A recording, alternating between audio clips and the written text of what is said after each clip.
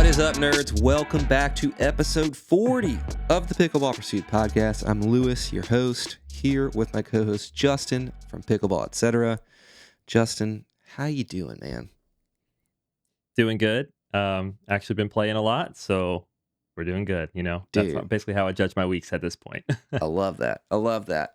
Well, we kind of have we got an action-packed podcast today. We're going to try to get through it all. But before we get into today's topics, we just want to say thank you to our title sponsor, which is PB Vision. If you guys don't know already, PB Vision is an awesome AI-driven tool where you can upload your pickleball gameplay footage. It will automatically analyze your gameplay, show you many different statistics of things that you're doing well, things that you're doing okay, and then obviously things that you can improve on. Justin and I have both used PB Vision quite a bit, especially when we are analyzing our gameplay from all of our very unsuccessful tournaments together, and it has been eye-opening to see all the things that we do really bad, which is quite a lot of things. But anyway, if you'd like to sign up for PB Vision Premium, you can get 15 bonus credits when using the link in the description. So thank you, PB Vision, for sponsoring this podcast. Again, this is definitely a software that we stand by and think it has a lot of value for other people. So, yep, thank you guys. If you have any questions, hit them in the comment section below. So, Justin, what do we got for this week, man? You want me to run through the list, or you got it? I got it. But I was going to say, speaking of PB Vision, I actually need to use it. And then here's the perfect use case. Like the other day, I played with a solid group, but it's guys I play with regularly. And I lost every series. And honestly, it didn't feel like I was playing that bad. And I have it recorded, luckily.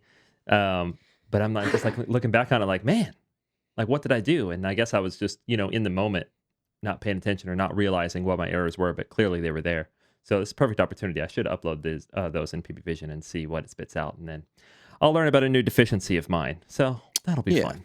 Yeah. I never lose every series when I go play with people. Never. Really? Never? No, all the time. Oh, I was going to say, I do pretty regularly. All the time. It's pretty rare that I win everyone. But that's by design. I try to play with people who are better than me. I don't want to play necessarily where I win everyone, unless I'm just playing out of my mind for some reason. Yeah. But yeah, so today we're going to dive into the Adidas event and the Metalbones and kind of get into all that. I'm sure, if you've been watching the other podcasts, you've heard about this ad nauseum, but we'll kind of add our thoughts and experiences so far. Lewis had an interesting thing to go over this week in the foam showdown. Some new foam paddles, some old foam paddles, and then the overrated foams. Best. Yeah. Well, going back to last week, right? And maybe an underrated one. Look at that. That's right. After that conversation, you got one, and you're like, wait a minute. Yeah. We're going to get into net gains, and I'm going to share a little personal experience, actually from this specific day where I'm talking about where I lost every series. And of course, we'll go into New Week, New Main, see if there's any surprises there. And then at the end, we're going to go into NERDTOWN and talk about, the kind of the trend towards thinner paddles, specifically kind of 14 millimeter versus 16 millimeter, because we get a lot of the same models in those two thickness options. And what are the differences? Why? What are the advantages, disadvantages? And we'll go into that a little bit. And we have some opinions, so to say. Yeah, we're very let's dive into it. You want to start with Adidas? Yeah, a couple things that we also need to talk about is got an unboxing from Udrippin, as well as we're going to do a sneak peek of some shoes that I've really been enjoying lately. So stay tuned for that. Check out the time cards in the video playhead. Just as a reminder, guys, they are always in the description. Sometimes, for whatever reason, YouTube does not show the chapters on the video playhead, which is very annoying, but they're always there for you guys to go click on if you want to skip to specific chapters. So, Metalbone. Just going to get this out there. Just going to get it out there. I like how you asked me, by the way, before this. You said, you got it? The table of contents? I was like, I got it. And then just forgot two things. And you didn't. Yeah. All right. All right. Let's go ahead. Monocoque, monocoque, monocoque, monocoque, monocoque, monocoque. All right. Just wanted to get that out there. Oh, man. It was a vocabulary day for everybody at the event. Yeah. everyone learned what monocoque means and what it doesn't mean. Yeah, so we got the Metalbones from Adidas. These are the new Metalbones. This is, before we go too far, I just want to say these are a gigantic improvement on the original Metalbones. However, easy enough to do that. Yes. However, that's not saying much. The original Metalbone was no bueno. It was not good. And I have a lot of thoughts on these. Justin, I'll probably let you gear more towards the construction side of things. Obviously, talk about your thoughts on playability, but I'll strictly stick to my thoughts on playability. So we can finally go in depth on what happened at the Adidas event and our thoughts on these. So we get to the lab, wearing the hat, dude. I've been wearing this hat almost every day. I know, and you wore the hoodie last week. Honestly, everybody was wearing the hoodies on the podcast. Yeah, I reached out to the manufacturer of these hats to potentially do some PP merch. So really, look out for that. Might have some hats, some shorts, and some shirts coming out soon.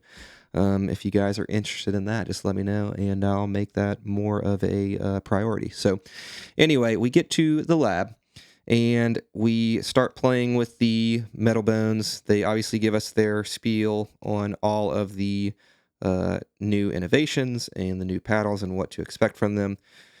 We play with quite a few. They have 4 models. They have 2 polypropylene models and 2 EVA foam core models. One of the EVA models has weights. One of them does not have weights. The blue EVA does not have weights. You can also tell what core they are based on the color of the butt cap. We play with these, and I'm not loving them. I think they're kind of just mid, and those are my first initial impressions. Obviously, it is definitely an improvement on the original Metalbone, which I grabbed to bounce a ball on a couple times just to remind myself how bad it felt. Horrible. These feel so much better. These are actually pretty good looking paddles. I think they nailed the design aesthetics. I think they look very premium. They feel very premium. They have a great handle. Awesome. I could not connect with these. So a little bit of insight as to why I could not connect with these. We get there, Braden specifically, they had multiple paddles for each model. So they had 2 or 3 of each model. He played with one of the EVAs and was like, oh, this is a super powerful paddle. Like, it's like ripple levels. And I was like, what are you talking about, bro? Because I was playing with another one. Yeah. The reason why is they sounded very different. And I did not play with the same one that Braden played with. I was like, it doesn't feel that powerful. What are you talking about, dude? We get to the Airbnb for the second half of the day, and we bring out our models that they gave us. And my God, drastically different than the ones that I was playing at the lab. And I kid you not, like, this is one of the most powerful paddles that you can play with. I mean, it's up there with the gearbox. It's up there with illegal paddles. I mean, it technically isn't legal, Yeah. I'll clarify the legality. Yeah, we'll talk about that in a minute. Legality. But so I guess the best comparison I can make with this paddle is it reminds me so much of the thoughts and feelings and emotions I had when playing with the original Gearbox PPE, so Pro Power Elongated. And it hits extremely hard. It gets decent spin. It's not bad. Better than the PPE. But as soon as you miss the sweet spot, the ball is dead. It's dying. There is no stability in this paddle. There is no forgiveness in these paddles, specifically more so with the EVAs than the polypropylenes in my personal playing experiences. But these paddles are very hard to play with. That was why I struggled to connect with them. They hit hard, specifically the EVAs. The polypropylenes are, average, all court. But these EVAs are extremely powerful. However, the fall off from the sweet spot to just outside of the sweet spot is shocking. Like, it is insane. It's one of the biggest drop offs in exit velocity that I've felt since the Gearbox Pro Power Elongated. So it leads me to think that this is only going to be a paddle that would make any sense for someone who is a high level pro, someone who does not miss the sweet spot very. And even at that, it's a stretch, because if we compare this to the Yola Pro 4s, one of the reasons why Ben Johns likes them so much more than the 3S is because they're more forgiving. And that was like, he was like, I love this paddle. It's a little more forgiving, which is great. If the best player in the world is saying they like a paddle that's more forgiving, I think every single person is going to benefit from having a paddle that is forgiving. So these paddles do have some high performative aspects to them. However, the fact that the sweet spots are so small, the stability is so poor, and just the overall harsh feel off center with all 4 models makes them a paddle that I would not recommend. Sucks to say that, because it is a big improvement on their previous paddle, and I do think that Adidas is definitely on the right track, especially with a few things that they shared with us that we are not allowed to share that they have in the pipeline going forward. I do think that this is just a stepping stone. However, it is an improvement, but it's not something that is, in my eyes, something that's going to be a prominent paddle in this market. So I don't want to keep talking in circles. That's really my whole thought process on the playability of these. Justin, why don't you tell us what your thoughts were playing with them, and then talk about the construction and whatnot. Lots of other things to share, but if you'll humor me, I'll kind of talk about this in chapters. First, I'll go over my thoughts on the playability, which I'll be pretty quick because I'm going to echo a lot of the things that you said. Then I'll talk about the construction of them, what I think is really interesting. Then I want to talk about and clarify the legality of these. And then fourth, I think that you kind of just hinted at this. I'd like to talk about what we learned about Adidas as a brand in pickleball at the event. Outside of these paddles. Outside of the Metalbones, just talk about Adidas. Okay, so like I said, first I'll be quick because it's a lot of what Lewis said. When we were at the lab playing with these, I was playing with them, and I thought edgeless paddles, tiny sweet spots, low stability. The honeycomb ones, there's a 16 and a 14.5 honeycomb. This 14.5 honeycomb is what Rafa Hewitt plays with, and this is probably the one I'd pick. It's like an all-court paddle, but it's got a little pop because it's thinner. The handles are really nice. They have the weights down here, which were kind of uncomfortable for me for 2 hands, but I just had to take them out. So all that to say, cool. If you're into edgeless paddles that have small sweet spots and low stability, but you want one that looks cool, sure, get this. They have the 16 millimeter version of this with more weights. They have the weights up top and in a better spot. And that one's totally fine. It's got a little bit bigger sweet spot. All that to say is then we go to the EVA models. They're both 16 mils. This one has weights. This one doesn't. This is one Maury Humberg plays with. For me, I actually, at the lab, connected with this blue one better than the red one. The red one just felt really heavy and slow. The blue one felt a little more maneuverable. And I was like, okay, I can weight this up how I want. It starts a little lighter. So I was playing with this blue one at the lab and actually kind of liking it. I would say it was powerful, but it wasn't anything crazy. Yeah, I think you and I played with the same one, which is why I was like, oh, yeah, I don't have like anything super negative to say about it. It just wasn't. It had like a low thud sound. It was nice. Yeah, it just had a small sweet spot, but I was like, okay, it's an edgeless paddle. We'll just try to add some weight and see what we can do. So then we go to the Airbnb. We get our own versions. This one is mine. And I was excited. Look, I put an overgrip on it. I immediately put tungsten tape on it, and I was like, now let's see, what it's like. And Rafa, Pickleball Tech Dude, caught this moment on his camera. If you watch his Metalbone review, you actually see it happen. Literally 2 points into our game, I'm playing against you and John Q. Did you see this? Oh, yeah. No, I haven't. I don't think I saw yours, but I saw him post a bunch of me jacking up. Dude, he hits a drive, a third shot drive. It pops up. I come in and hit it overhead. Oh, yeah, and literally all four of us are like, what the? And I stop and I'm like, excuse me? It was like one of the hardest shots ever. And I honestly didn't hit it like as hard as I can, but it was an absolute rocket. And I had just been playing with the same blue one at the lab, and I was like, that's different. That was the one that I popped up, right? And you finished? Yeah, and I just smashed it. And it literally bounced like right past the kitchen line and then like 30 feet beyond the court and hit the house behind us. Yeah. I hit it so hard. And this is, and I was like, what is going on?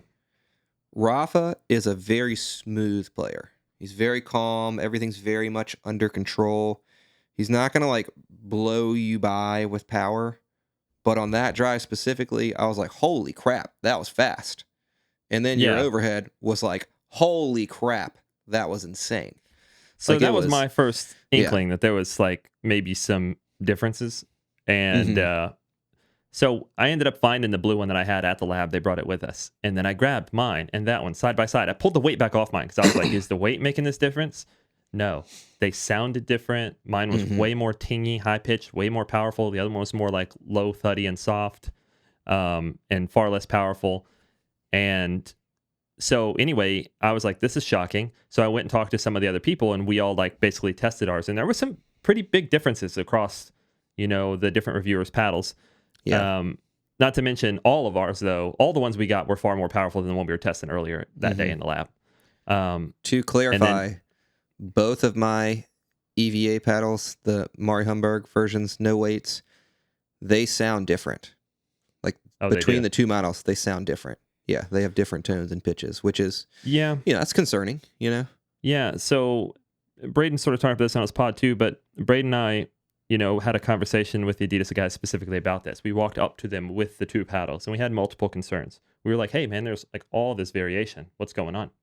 And then he was like, oh, it's probably the temperature difference. But honestly, it was like 75 outside. And we were like, it's not that because we have them both right here. They're both in the same place. And it was like, it's just going to be some difference. It was very dismissive. That was kind of problematic. And then also there was like a pretty large crack down one of them right here that was pretty new. And it's similar to how the gearboxes used to crack before the edge here. And we were like, what about this? Is this a durability concern? And they essentially dismissed that and said, no, we're not worried about it.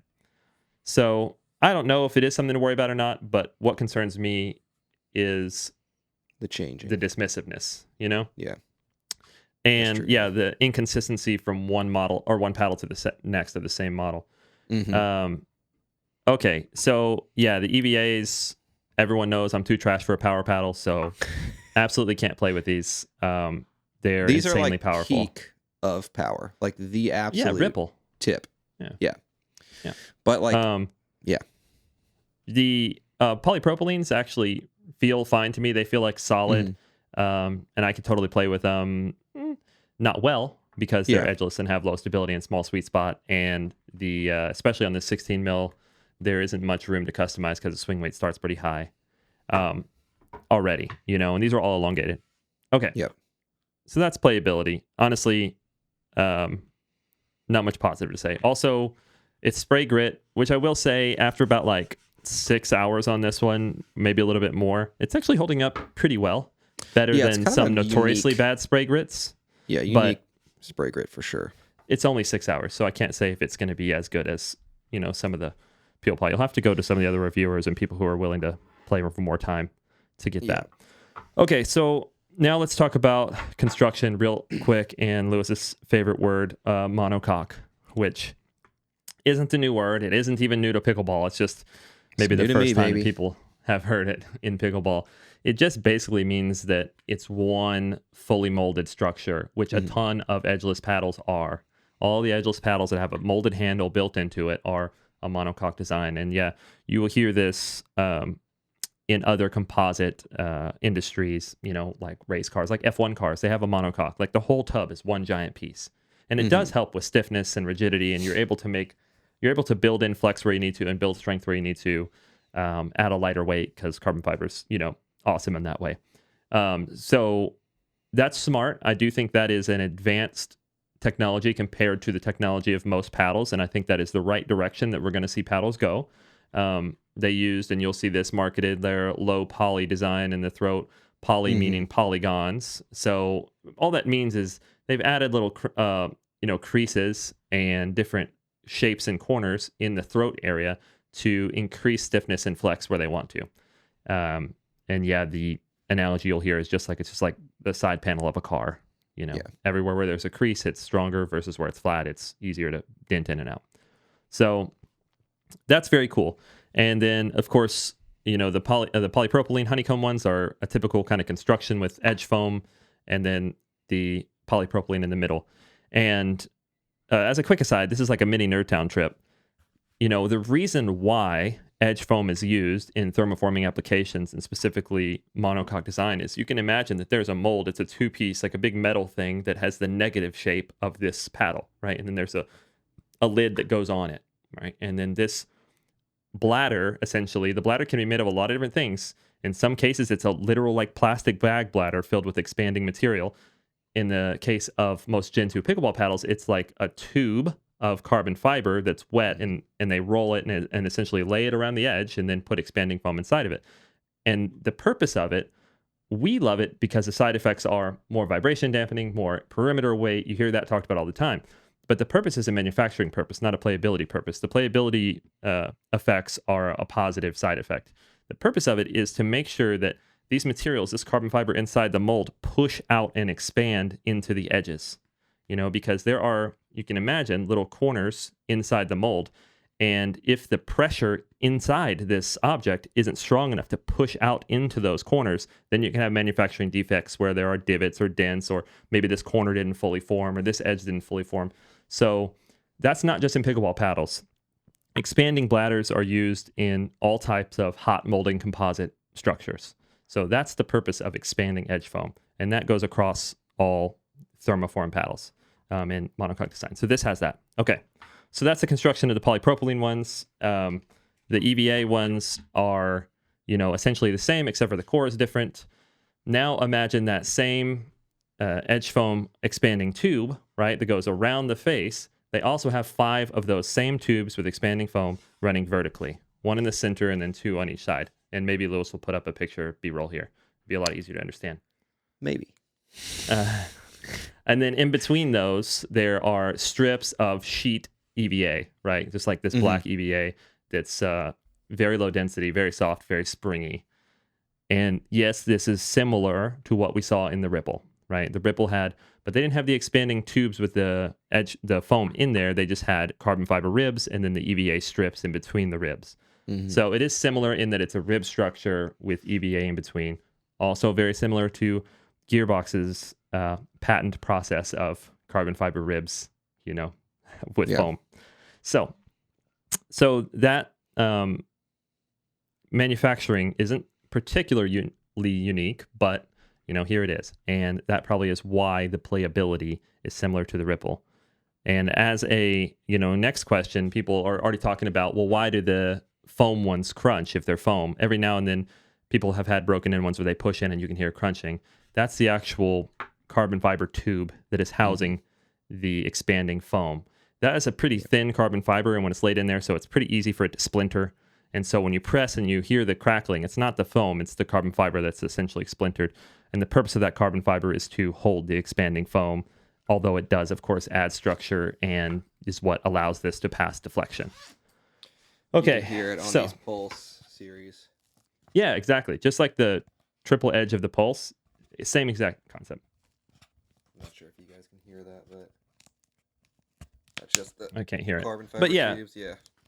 It's the carbon fiber tubes that you hear crunching. Okay, so those are the playability and manufacturing. Third chapter I'll talk about here is I just want to clarify legality.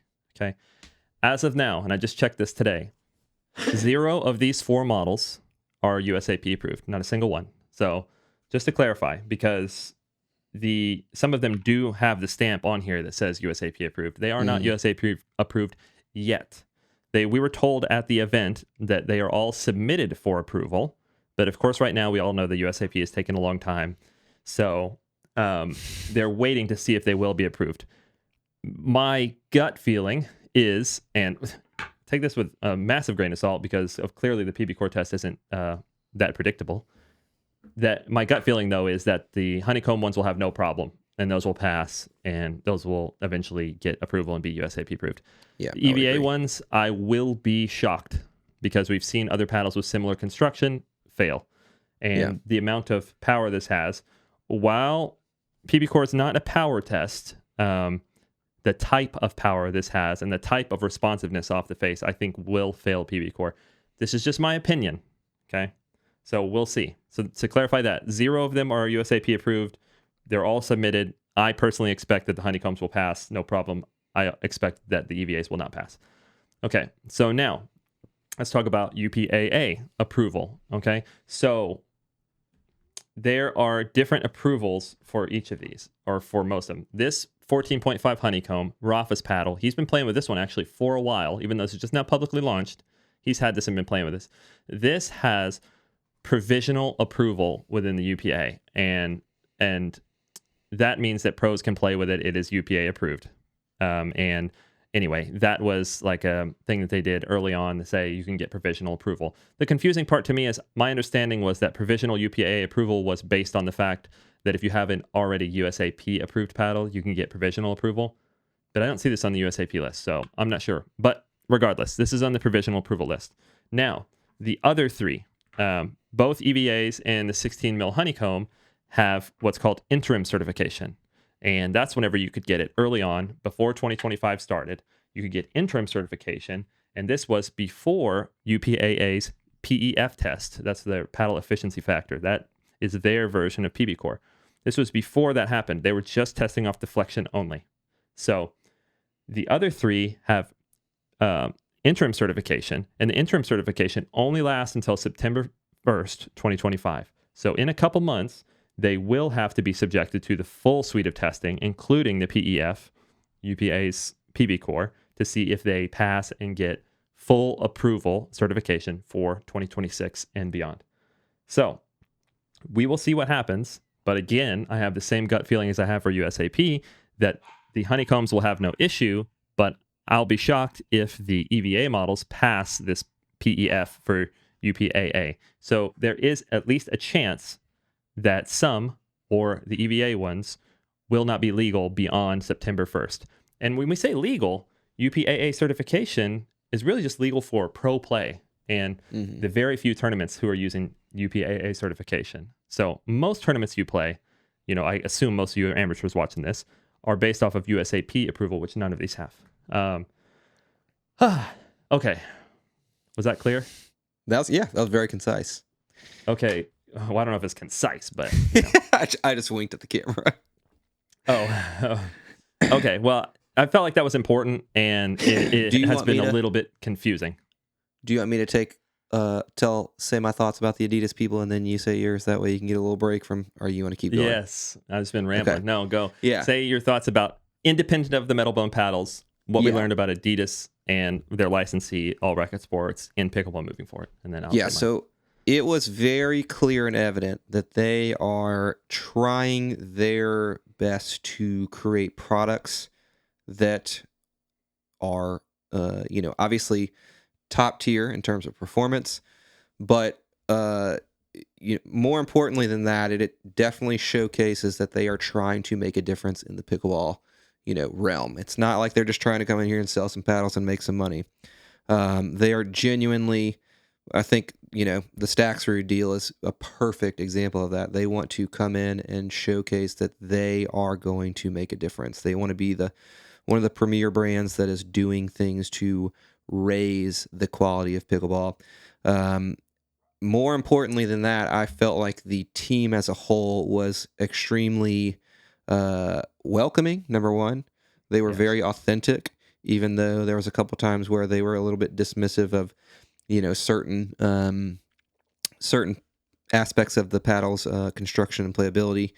I thought they were very open, which was awesome. They were not like they weren't trying to pretend like the Metalbone original was amazing.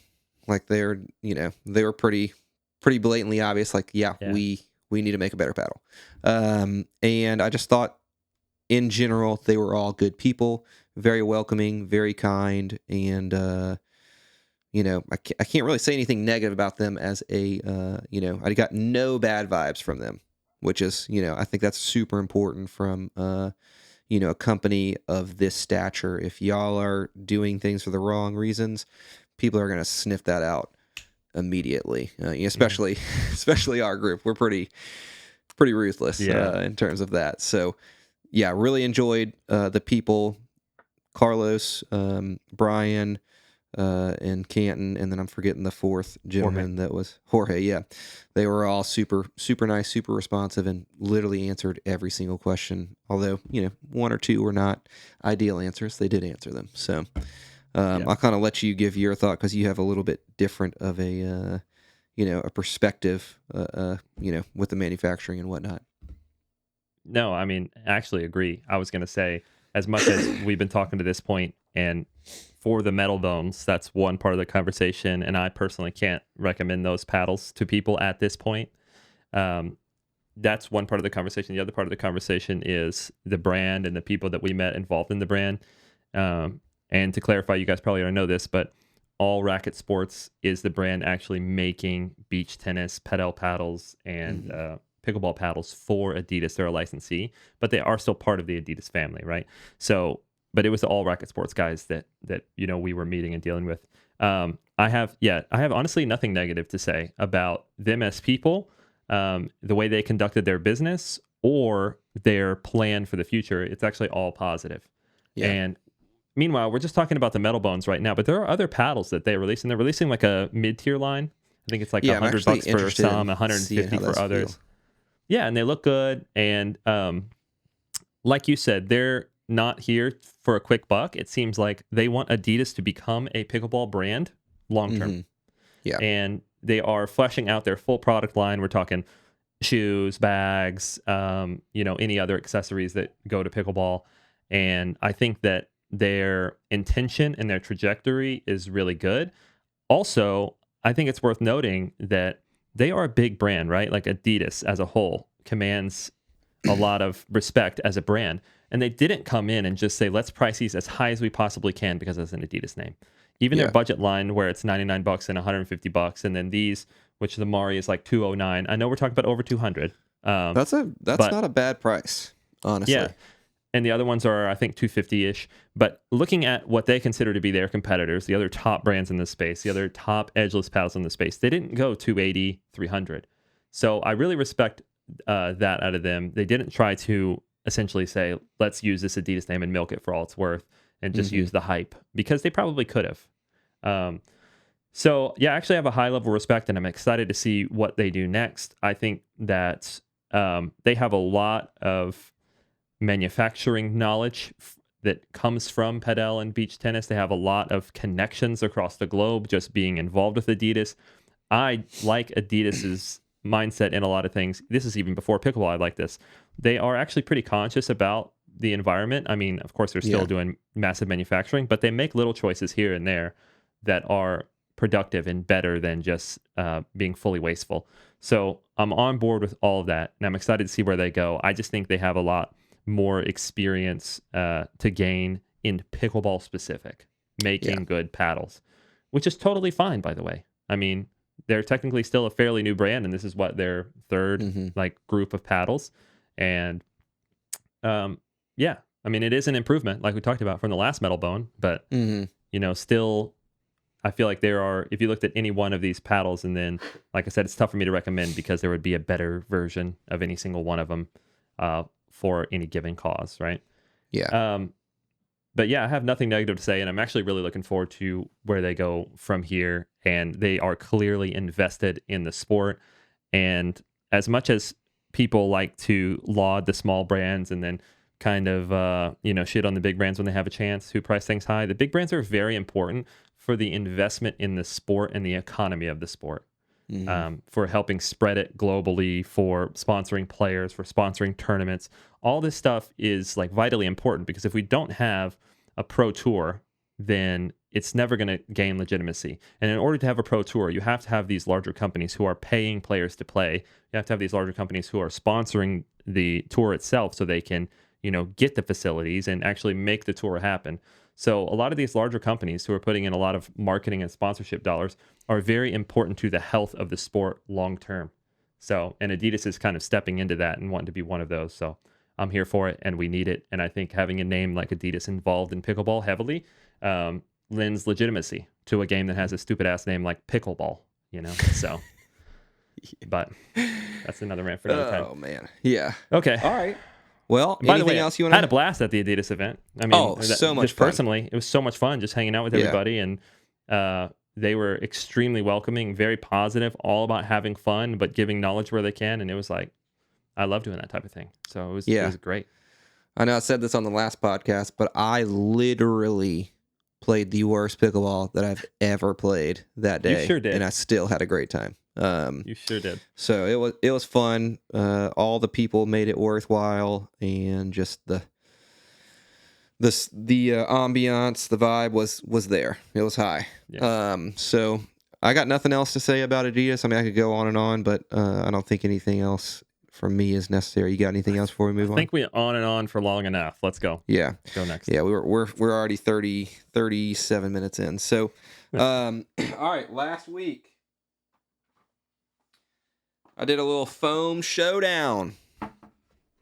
After talking a bunch of crap about how foam paddles are overrated, I wanted to compare them and see how they felt. And, just kind of affirm my feelings as to how much better the True Foam is than everything else. And obviously I hit the True Foam.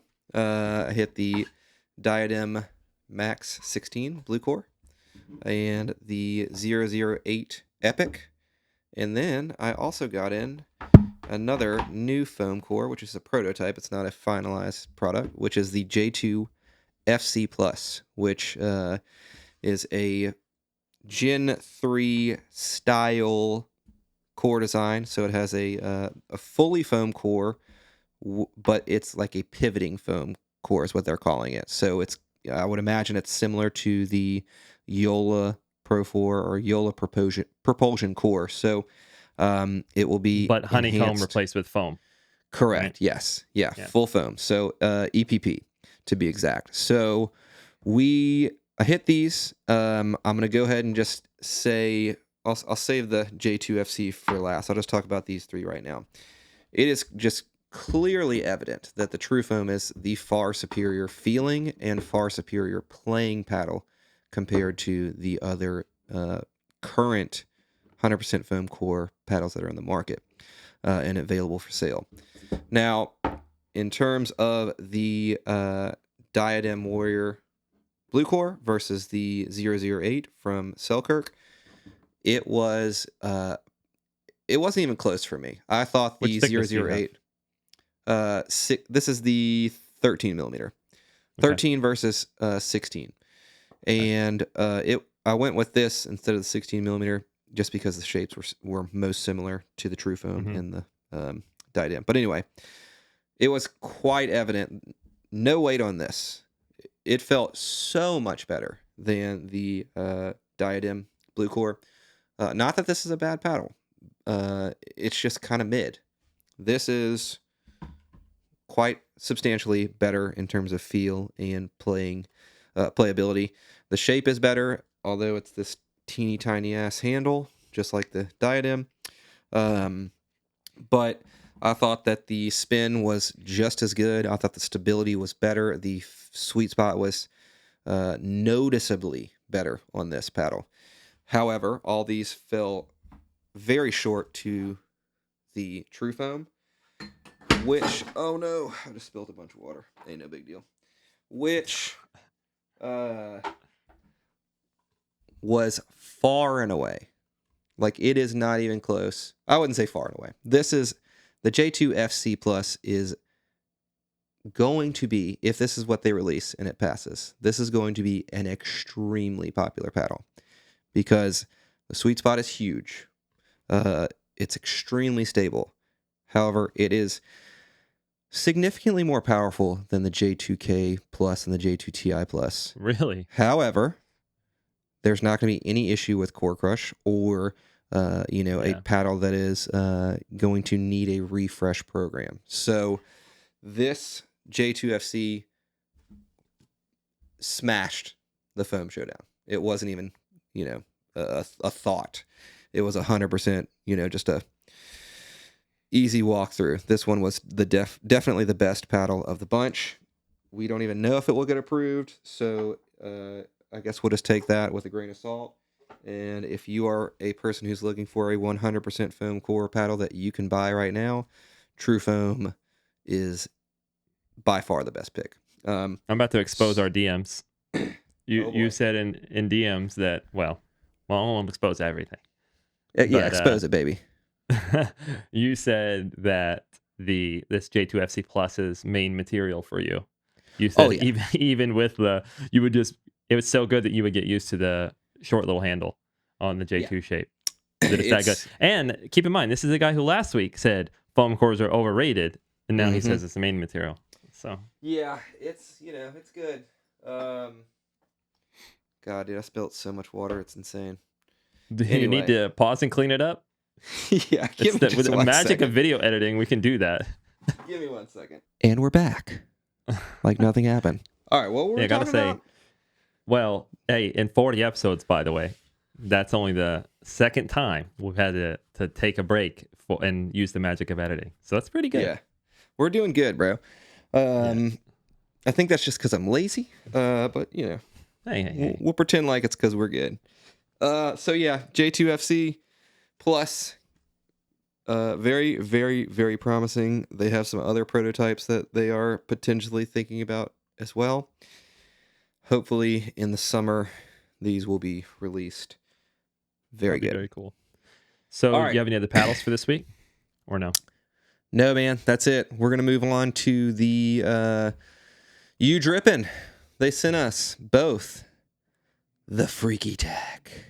This is supposed to be the tackiest overgrip ever. You have yours on your paddle, so why don't you go ahead and just give your thoughts while I open this puppy up. Okay. So here's what happened. Yeah, I didn't tell you. The podcast. Yeah. I got this a few days ago. Lewis starts the podcast and it's like, oh yeah, we're gonna unbox this on the podcast. And I was like, bro, I already put that on my paddle. I've been like testing it. I didn't know. So he's unboxing his. All right. But yeah, I got one of these Udrippin Freaky Tack overgrips, and yeah, dude, it's pretty freaky. I mean, it's pretty tacky. It's probably the most tacky overgrip I've ever played with. It feels almost sticky, right? And like it's actually probably preference-wise too tacky for me. It made changing grips not as smooth as I would have liked, like as in changing from Eastern to Continental or whatever. It's quite tacky, and my concern usually with tacky grips is, does it get slimy when it gets wet? Well, I can tell you, I was playing outside and my hands got, sweaty, and it did not get slimy. It stayed pretty tacky. Now, the tack was slightly less moist versus dry, but it was still very tacky. So, if this is what you're into, then if you want max tack, this is probably the other one that I felt that's very similar is the Turna Mega Tack.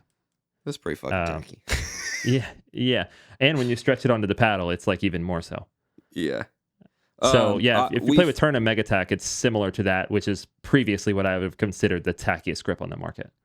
Yeah, we've said it before. We'll say it again. Udrippin makes very, very good grips. And ever since Bodhi sponsored us, we've kind of resonated a little bit more with the Bodhi grips. However, that is not to say anything negative about Udrippin. Udrippin makes equivalently good products. I always recommend people to buy one set of Udrippins and one set of Bodhis and just figure out which one they like. Because they're not that expensive, and you are going to prefer one thickness over the other. That's just kind of I was going to say that's the difference. Bodhis are slightly thicker, which can be a good thing because they give you a little bit more squish and comfort and a little bit more absorption. Whereas The Udrippins are thinner, so if you're all about a really thin grip, then that's better. And the Udrippins, even not this Freaky Tack one, but even their Pro Tack or Pro Tour or whatever they call it, is also slightly tackier than the Bodhi. So I have now developed, lucky for me, a preference for the Bodhi. I like the little bit of squish comfort and absorption, and I also personally don't want max tack because I feel like it kind of sticks in my hands when I'm trying to change grips. Yeah. But I agree with you. I think that they're both excellent, and it's just a preference thing. Yeah, these live up to their name. These are insanely tacky. Freaky code tack. Pursuit or Pursuit 10, I think, is my Udrippin code. If you guys are interested in purchasing this or any of their products, they have a bunch of really good stuff. They have like a grip kit where you can, put in your over grips, and I think it comes with like scissors and a couple other things if I'm not mistaken. But Cool. Definitely can highly recommend Udrippin as a whole. So thank you, John, for sending these over, man. These are like crazy tacky, dude. So yeah, we're gonna move on to sneak peek, baby. Sneak peek. Yeah. We haven't done this in a long time. Got a lot of questions on the Mizuno Exceed Tour 6s. Are these the speed or just the? It's just Wave Exceed, right? There's no speed Wave Exceed in the name. Tour. Yeah. But they are more the speed-oriented shoe out of the Mizuno line. Absolutely, yeah. So I've never had a speed shoe. Never once. And I put this on, and I was like, oh, shit. This is pretty nice. These are very light. However, they have a shocking amount of cushion to them. Like, they are very... very well cushioned and give a shocking amount of energy return from, I guess they call it the Mizuno Energy NXT. Their foam is good, but understand that a lot of the energy return is from the shank, that giant piece underneath the arch and everything. Yeah. That's kind of the slept on part of shoes. Is the shank and how much that snaps back when you bend it. It can be plastic, it could be carbon fiber, but that's where a lot of speed shoes get their energy return from. Yeah, I don't think these will be like ultra long lasting in terms of their outsole. However, they come with a 6-month outsole guarantee where you just immediately send them to Mizuno and they'll send you another pair, which is awesome. And I can speak for that process, by the way. I've done it with multiple brands of shoes, and I have done it with Mizuno twice, and it's extremely simple with them. Like probably the easiest outside of Tennis Express, which isn't a shoe brand, right? That's a place. Outside of Tennis Express, Mizuno has been the easiest by far. They just wanted photos. They didn't even have me send back the old ones. It took a little bit of time, but yeah, I got replacements. I was playing with the Wave and Force Tour, different model, but so yeah, their warranty process is great. It's reliable. It's fast. It's easy. Yeah, this upper is pretty supple. It's got quite a bit of protection. However, a friend of mine wears these exclusively. He's kind of like a inside of the foot dragger, and so he kind of burns through those. But it's usually right in line with when he burns through the outsole. So that's generally nice that you're not burning through that super quick. But these are, like I said, they're supple, so they kind of mold to your foot really easily, and they're kind of they're less rigid than other other uppers, which I personally really enjoyed. You get a ton of lockdown with that extra eyelet. What do they call that? Runner's knot. Runner's knot, yeah. So you can really cinch down on this and get a ton of good lockdown, and just overall super light, super fast, and shockingly, I was very impressed with the stability and support of these shoes. So huge, recommendation for trying these if you're looking for a really good speed shoe. I have the one cautionary thing to say about them. Yeah, because I tried them and didn't keep them. If you're someone who likes to crank your laces, this might not be an ideal fit. I don't know can you show it real quick? The top of the tongue is quite thin, short, and it splits into multiple pieces. So if you use a runner's knot, you have extra laces going across the top of your ankle right there, or the top of your foot near your ankle. And if you crank down, you can certainly feel the lace pressure. But that was literally the only complaint. If you're not someone who cranks your laces tight, which a lot of people don't, then it's no worry. Like Lewis said, he didn't even notice, didn't care. But for me Yeah. personally, I tie my shoes pretty tight, and specifically, I use a runner's knot. So those were a no-go for me for that reason, sadly. If you're just not a little baby about it, it'll be fine. I'm totally joking. All right. So we're going to move on, big dog, to All right. net gains. Justin, Net gains. you got it this week, man. Let's hear. I haven't even heard what you're going to say. I'm excited. Yeah. I'm on the edge of my seat. Never do. This is what we do. Zero prep so that everything is a surprise. We just roll for it, baby. Beautiful. We actually had almost no prep for this. We have no prep ever. Yeah. This is a lesson that I learned personally this week. And it's something that you guys may have heard. And it's probably not what you're thinking. Something you guys may have heard before, because I've certainly heard it. But I don't know that I bought into it until this week. And here's the idea. You should use as poppy or powerful of a paddle as you can control. Right? Have you heard that? I've heard that many times, yeah. And you're too trash for any power paddle, though. Exactly, right? Well, that has been the sentiment, that you should use, like, whatever is the most poppy and powerful paddle you can control, that's what you should use. When it goes beyond that, of course, you could maybe try to adapt, but then you're going to be in the land of too many pop-ups. Okay, so here's what I learned this week. I will say that I played 4 sessions this week, and for 3.5, 3 3/4 of those sessions, I was playing with what might be considered a new main or a side piece. And this was just, I would call it like a squarely all-court paddle, which to me in this meta is kind of like a control paddle, honestly. Like that's how it felt to me coming from popular paddles. And the reason why I was playing with it for so many sessions is because I was actually really enjoying it. I was enjoying the feel, like dinks were so easy, and like little touch stuff was easy. Actually not resets, because I'm so used to resetting with poppy paddles, but like able to swing more through really rolling drops, the things that you gain from a softer paddle. And I was like super enjoying it. I wasn't hitting any returns out, definitely not hitting any serves out. I could swing basically as hard as I wanted, and they weren't going long. And I was like, yeah, dude, this is good for me. This is what I'm going to do, because I need to eliminate errors, right? And I'll just play with this paddle that's more control oriented that will help me eliminate errors. Okay. And I was in that mindset. And then on the 4th session here, this is the session I was telling you about, where I was like, I think I'm playing fine, but I was just losing. And I was like, what is going on, right? And so about 3/4 of the way through that session, I switched back to my main, which is significantly more popular than what I had been playing with. And almost immediately, I was getting so many more free points.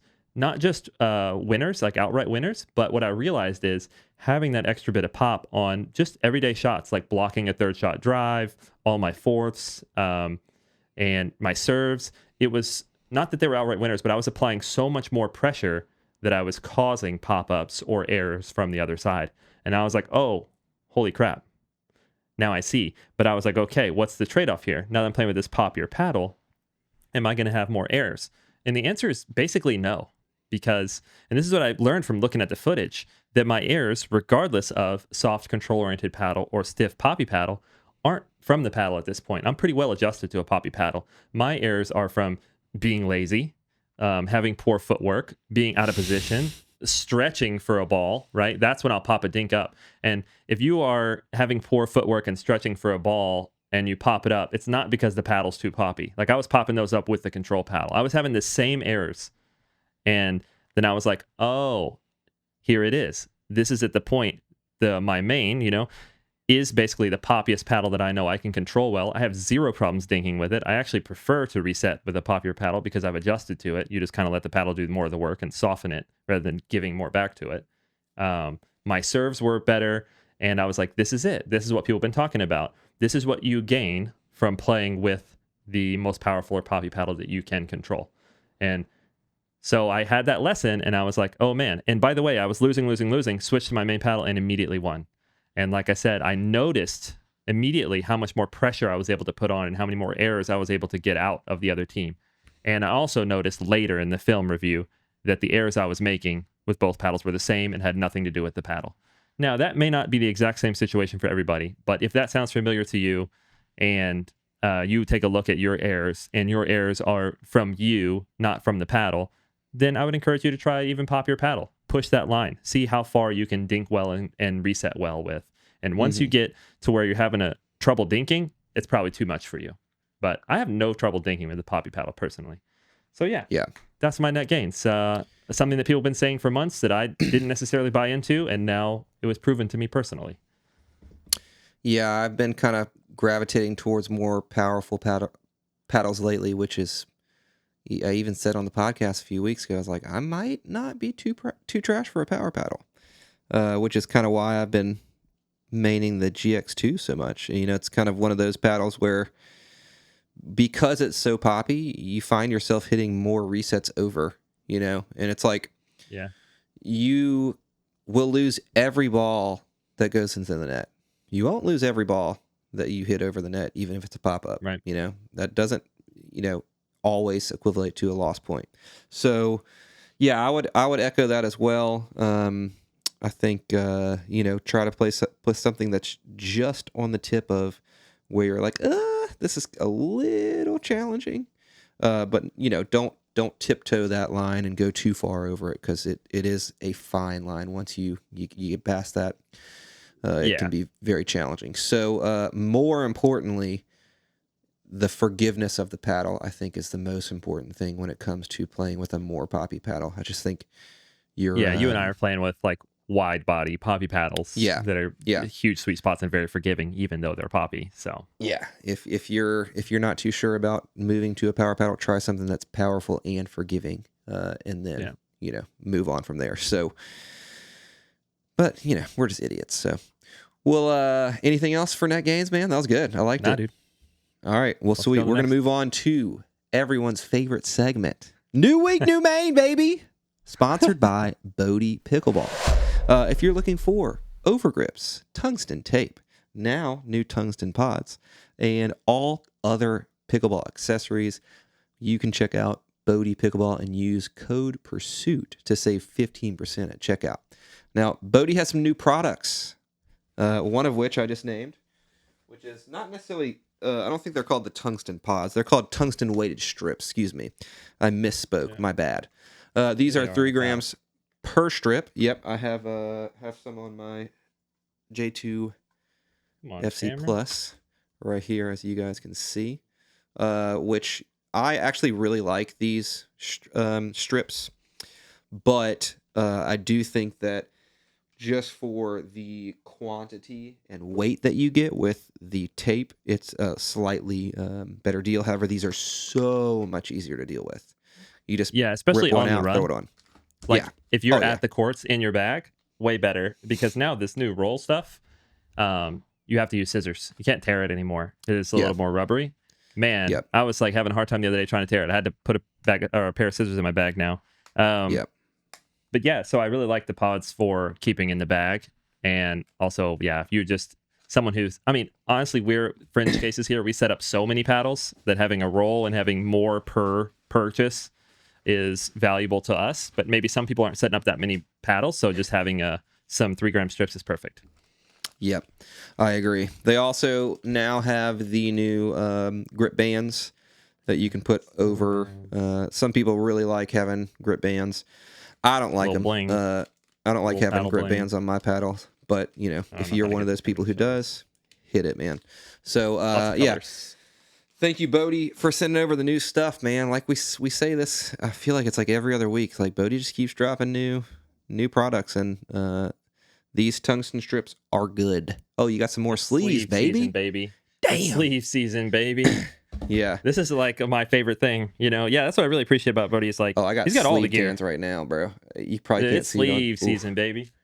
Yeah, you can barely see I have like a sleeve tan that I got real bad from last week. Oh my god, dude, I was sunburned. And you're just wearing one sleeve most of these days, aren't you? No, this was both sleeves. I was playing outdoors, like a peasant. Sleeves are so good outdoors. Yeah, that's all I ever play. But all right. New week, new man. I'm gonna let you go first because you kind of just gave us a little teaser, bro. What we got going on here? Look, I tied in the segments, baby. You know what I mean? That's what we do when we do no prep. So here's my side piece. This is the paddle. Oh yeah, baby. The bread and butter filth hybrid. This is the one I was talking about that is squarely all court. Great paddle, by the way. Zero complaints. I know. The shape is awesome. I've been playing it dead stock with just an overgrip. Oh, dead stock like a psychopath? Just an overgrip. Dude, it's stable enough. It's fast. It had, like I have literally zero complaints. Yeah. It has enough of everything. So I played, like I said, over 3.5 of my 4 sessions this week with this paddle, and was playing well.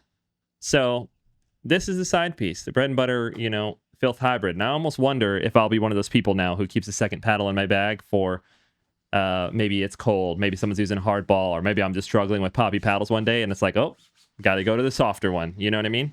Yeah. All that said, I am right now bouncing between 2 paddles. Okay, and this is kind of fresh. So can I have a double main? I'll have a double main because they're so similar. Neonic Flare Prime X, classic main. Okay, Vatic, Saga Bloom, 14 millimeter. Oh my God, 14 millimeter. And these are. I mean, look, dude, the Prime X, the Flare Prime X, that's the default. It's basically the real main. But right now, I'm auditioning the Bloom. Yeah, and it's. I mean, it could gain its spot, honestly, because it's very similar, but it has a bit of a softer, more springy feel, a touch less power and pop. Mm-hmm. And, that just means that it can feel at times a little bit easier to control in difficult conditions. So, yeah. And the spin is good. It feels a little less gritty, but the spin is still really good. And the maneuverability is basically the same. Both of these are like 113 swing weight. And this one's like 7.7 twist weight. This one's like 7.9. So basically similar. A little bit too much actually on twist weight. And only like 8.2 ounces total. So yeah. So kind of boring from me, but there's a little story, a little side piece story. That's about as good as it gets. It is.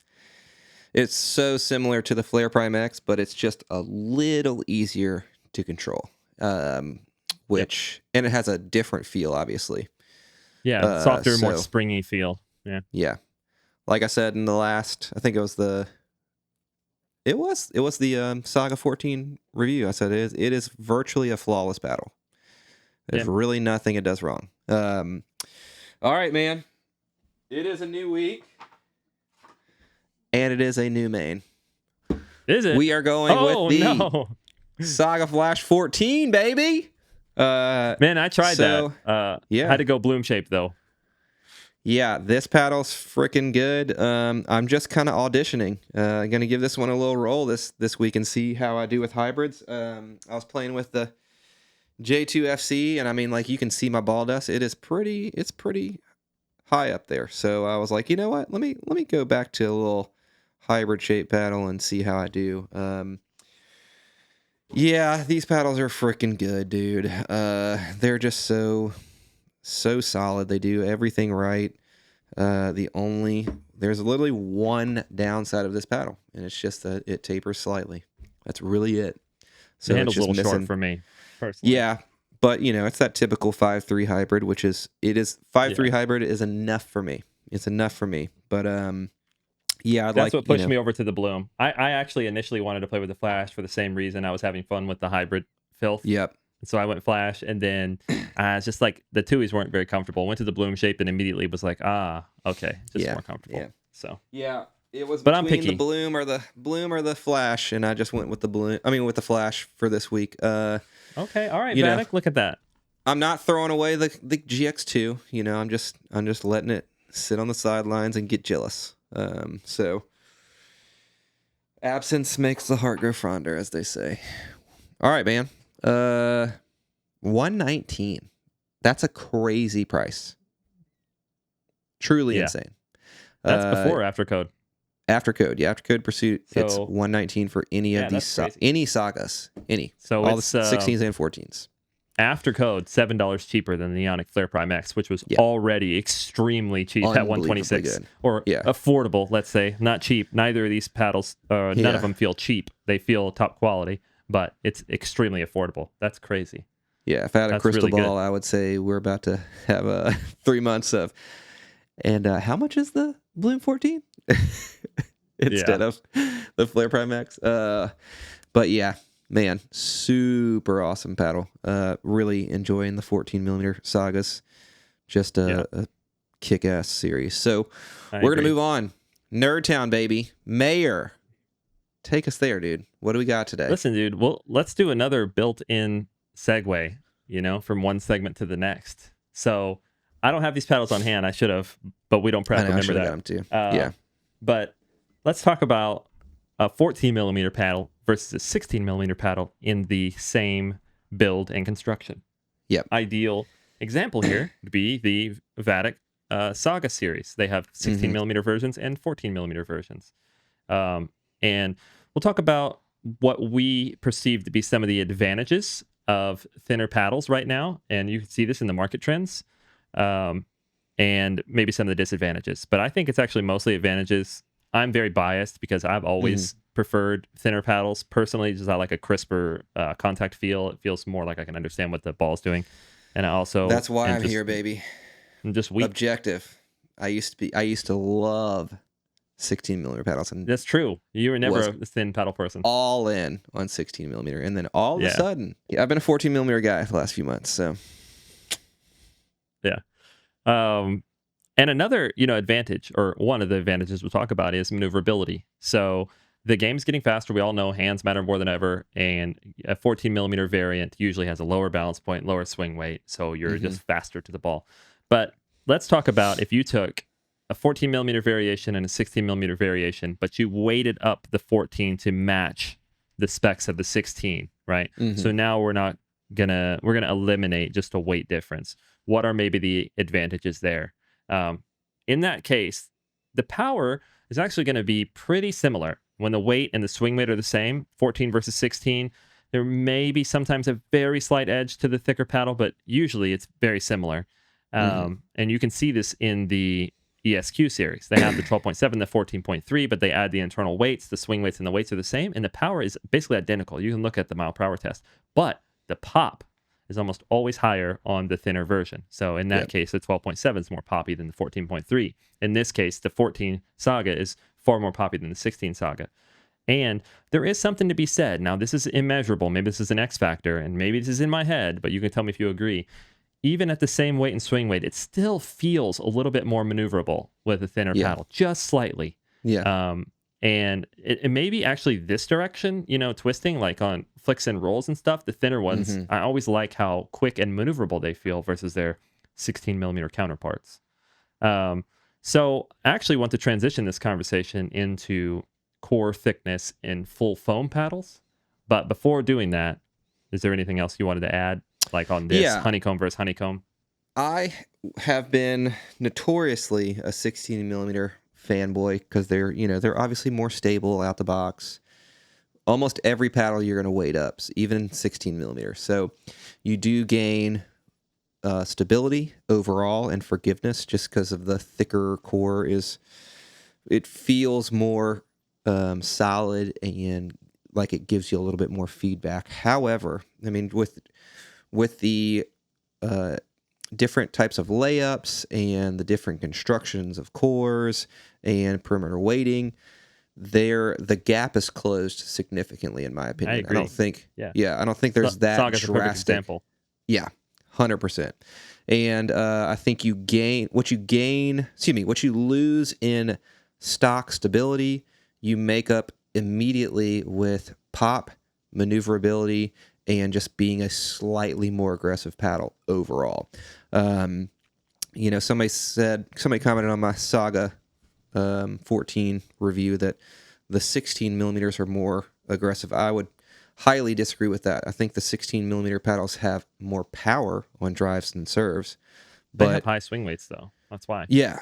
Your most aggressive shots are not going to be your third shot drives and your serves. Your most aggressive shots are going to be things like putaways, speed ups, flicks, counters, things that add pressure on the other team. So that's why I think 14 millimeter paddles are an interesting choice. I wouldn't say that they're a better choice, but I do think that I prefer them slightly more than 16 at the moment. So there's obviously going to be 16 millimeters that perform unbelievably aggressive, and there's obviously going to be 14 millimeter paddles that do not perform aggressively. So this is not a blanket statement. This is just a kind of a generalization. So, yeah, man. Did the you advantage feel of like 16. Go ahead. real quick? Did you feel like these specifically the Saga 14s were some of the best paddles that you've had in terms of like flicks and counters? I was very impressed with how good my maybe I've just been Maybe too practicing soon and to getting say. better. Yeah, I don't know. Oh, I mean, you're going from the Flare paddle Prime X, so that's a I was pretty gonna say hard. the paddle I've been Yeah. maining is like the The Flare Prime X is elite. sick for counters and flicks and stuff at the Yeah. net. So Yeah. I would say that the Bloom 14 is just slightly below the Flare Prime X, but the Flare Prime X is elite at that stuff. So, Yeah, 100%. Yeah. But Yeah, I definitely found good those to be enough, very and that's good in my that. favorite part of the game is taking balls out of the air, flicks, and things like that. Yeah. So, All right. yeah, definitely very good. So I would say, in the 14 versus 16 honeycomb, the advantage of 16s, of course, is they have more a plush feel, is what we'll say. There's more vibration dampening. There's more mass. So if you're someone who doesn't like any type of harsh feel at all, not even a little bit, or you struggle with tennis elbow or any other type of tendonitis, then yeah, the 14 is not the right option for you. So, Yeah. so that's That's a a good very clear designation. win for the Yeah. 16s. But yeah, I think otherwise, playability, performance, you just weight the 14 millimeter how you need it to, and to me, it kind of outperforms in today's more aggressive meta, their 16 millimeter variants. And now, real quickly, I just want to talk about this same thickness in foam, because now that's what we're seeing as full foam paddles. And, there's a reason why the true foam is 14 mil thick and not 16. Now, thickness isn't the same thing in foam as it is in honeycomb, and, Carbon basically marketed that way, and they're right. It has far more to do with the density of the foam, but that's why usually you're going to see foam paddles perform better at thinner thicknesses. Like, I think, honestly, the Blue Core is the 008. I like the thinner versions of all those across the board. And I actually think the 008 10 mil is like pretty good with weight. And a 10 mil is like incredibly thin. My edge guard came off immediately on that. So you didn't even get to really Yeah, try I didn't it. even get to. Yeah, I didn't even get to try it, unfortunately. So, like within 3 hits, it was crazy. But yeah, unfortunate. So the reason why that is because with foam, you can control the density since it's one whole piece, or, a piece with, patterns cut in it, rather than a honeycomb, which is a ton of air. And then it's just, is the plastic harder or softer? But with the foam, you control the density, right?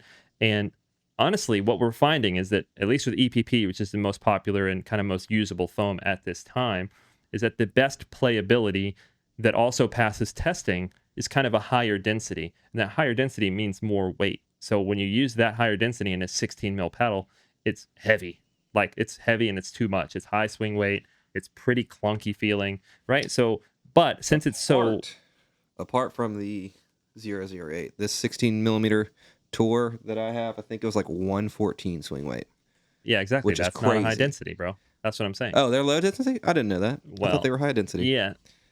Well, I mean, those are relative terms, but yeah, the high density I'm saying now is like, what if you want a number, like 120 kilograms per cubic meter, right? I don't think that can't be that much, or else the weights and swing weights be far higher. Yeah.